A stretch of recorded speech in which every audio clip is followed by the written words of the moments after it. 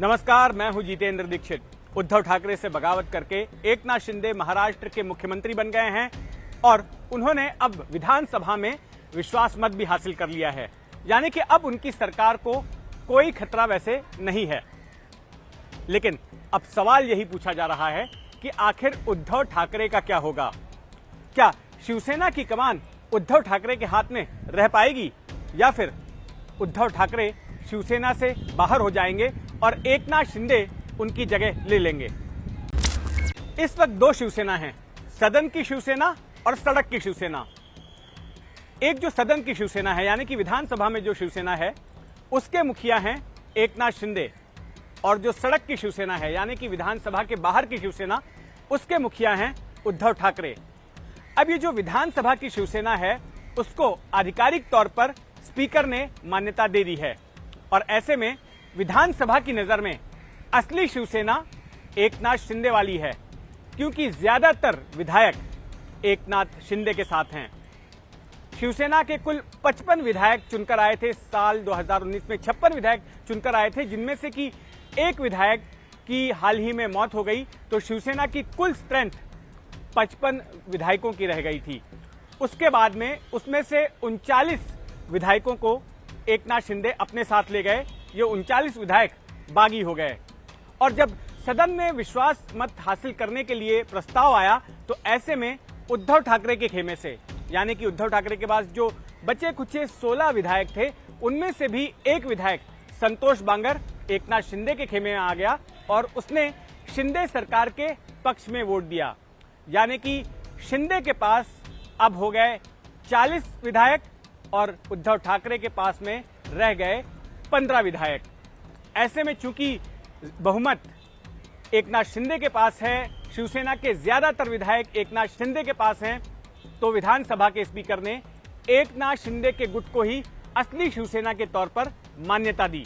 एकनाथ शिंदे गुट का दावा है कि जो बाकी के 15 विधायक भी इस वक्त उद्धव ठाकरे के खेमे में हैं, वो भी आगे चलकर एकनाथ शिंदे के साथ जुड़ सकते हैं, इनके खेमे में शामिल हो सकते हैं और ऐसे में उद्धव ठाकरे के पास ले देकर 2 या 3 विधायक ही बचेंगे।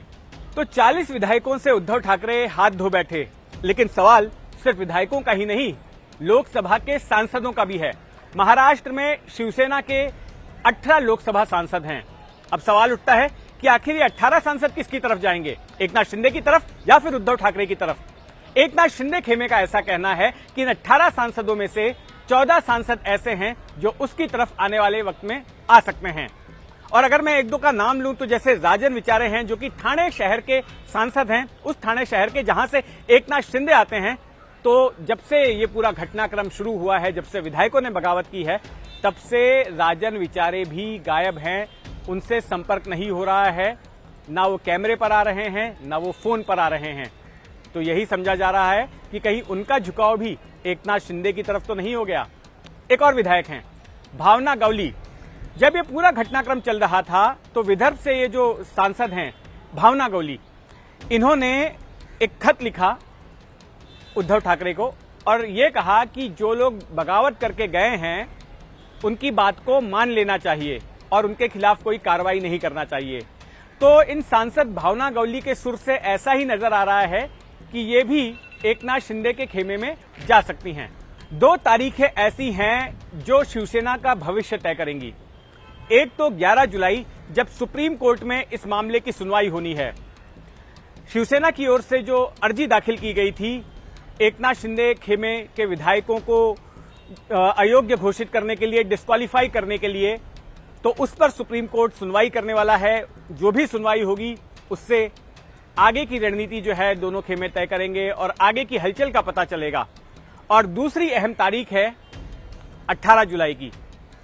18 जुलाई को राष्ट्रपति पद के लिए वोटिंग है और ऐसे में यह देखना होगा कि ये जो सांसद हैं, जो 18 शिवसेना के सांसद हैं, वो किस तरफ वोट करते हैं, क्योंकि ऐसी वोटिंग के लिए कोई व्हिप वगैरह भी नहीं जारी होता है। तो अगर उद्धव ठाकरे जिसे वोट देने कहते हैं, इन सांसदों ने उन्हें वोट नहीं दिया और एनडीए के उम्मीदवार को वोट दिया, तो ये अपने आप में एक बड़ा संदेश होगा, खतरे की घंटी होगी उद्धव ठाकरे के लिए। विधायकों और सांसदों के अलावा उद्धव ठाकरे के सामने चुनौती रहेगी संगठन को भी बचाकर रखने की। जो तमाम पार्टी के पदाधिकारी हैं शहरी इलाकों में, ग्रामीण इलाकों में, उनको अपने साथ में रखना भी उद्धव ठाकरे के लिए एक बड़ी चुनौती होगी। और इसके साथ ही इससे भी बड़ी चुनौती ये होगी कि जो शिवसेना का जो चुनावी चिन्ह है, तीर कमान, धनुष बाण, उसको बचाकर रखना। क्योंकि इस चुनावी चिन्ह पर एकनाथ शिंदे का खेमा दावा कर सकता है यह कहकर कि असली शिवसेना हम ही हैं।